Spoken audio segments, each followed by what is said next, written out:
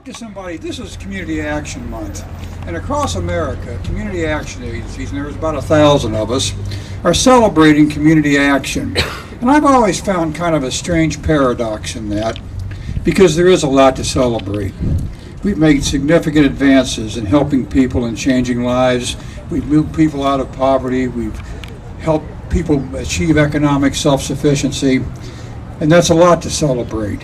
There's the goodwill of our communities and the folks that work with us and volunteer and give of their time and give of themselves.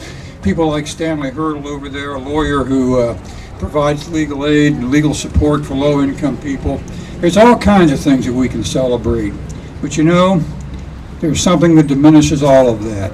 Because the truth is, there still is the terrible tragedy of poverty in our midst. And that's something that kind of does something to the celebration. And yeah, there's a lot to celebrate, but we're far from having a complete, full celebration. Early in our country's history, women were not allowed to vote, for example. And a group of people known as the suffragettes began to march. In the 1960s, civil rights was really not available to all Americans. People began to march. Today, economic opportunity is not available to all of the people who are in poverty, and people are marching.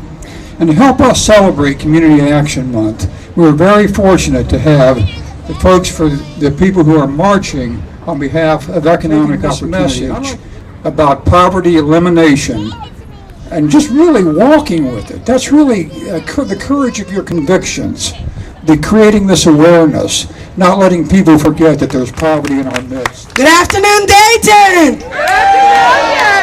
I can't hear y'all. Afternoon, Dayton!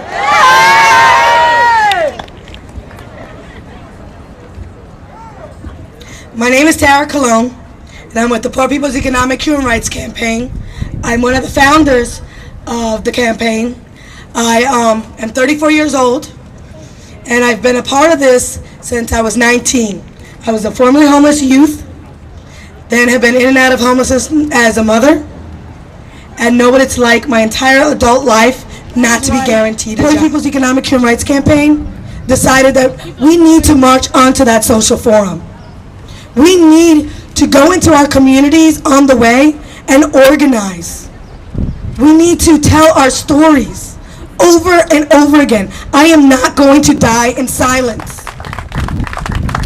Everybody can do something to be able to join in the movement to end poverty. It is We have seen some amazing things on this trip. And the first thing I want to say is that the people of America are absolutely beautiful. All of you are absolutely beautiful. Come here to Ohio, and what have we seen? Thousands, tens of thousands of workers laid off. On Christmas, a system of slavery that is reinvented over and over and over again. And in order to keep that slavery moving, they will tell you that you are not smart enough. They will tell you that you are not powerful enough. They will tell you you need more. You need more. You don't have it. You are not beautiful enough. It's a lie. Each and every one of you has it. Always have. And right now, there is not a reason, there is not a single reason for a single person in America to be without a home. There is not a single reason for a person in America to be hungry. A nice apartment, well, half double you'll say, and I was evicted in one day. It went under foreclosure, and the new owner who bought it for $12,000 wanted me out in one day. Out there who have lost their homes, who've lost everything. I've pretty much have lost everything. I just have me and my 4 children, my good friends in this community action program, my church, Omega Baptist. And I just really want you to know that poverty is real. It's happening. It's happening. We need to be educated. We need to come together and figure out ways to get it together. It's definitely a need out there. It's definitely a need. I know I am not the only one. I know there are several families out there that are struggling and going through the same things. Poverty is real. Unemployment rates growing and at an all-time high. Babies cry, but without insurance, moms are left to wonder why. She has a job, but not a ride. He was the boss, now suicide. Poverty is real. Foreclosures and short sales are the name of the game. Banks are frowning at the customer, but who's really to blame? No funds, no name, no pride, no shame. Poverty is real.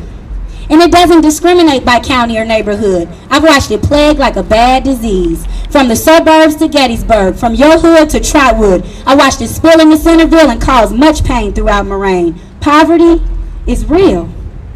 Free lunches on the rise mean one nutritious meal, but kids go home to moan and groan and pray for someone to hear an appeal. Education on an empty stomach means minds are full, but not with knowledge. Because when the belly aches with hunger, pain gorges any thoughts of college. Poverty is real. GM and Delphi, gone without a trace. Then keeping up with the race, NCR decreased their space. Don't look for Kroger on the west side, because all you'll see are corner stores. DHL and Salem Mall, they add to the list of nevermores. Poverty is real. Not just under bridges, it's plaguing homes, both old and new. Seniors lonely and raising grandkids with no one to turn to. What do? Poverty is real. Survival mode is in effect, and no disrespect, but I must get mine. Or get left behind, left doing time, for trying to shine amidst decline. Poverty is real. We'll work for food, we'll work for cash. Need I ask? I'll work for smiles. Compassion's lacking, attention slacking, and tolerance missing for miles and miles. Poverty is real.